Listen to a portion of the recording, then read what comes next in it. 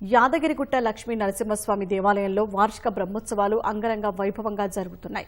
బ్రహ్మోత్సవాల భాగంగా 9వ రోజు శ్రీ మహావిష్ణువు అలంకారంలో స్వర్ణగరుడ వాహన సేవపై తిరుమాడ వీధుల్లో ఊరేగుతూ భక్తులకు దర్శనమిచ్చాడు. లక్ష్మీ సమేత నరసింహుడు వజ్ర వైఢూర్యాలతో భక్తులను కనువిందు చేశారు. బ్రహ్మోత్సవాల్లో ఈ రోజు రాత్రి లక్ష్మీ నరసింహుడి దివ్య విమాన రథోత్సవం జరగనుంది.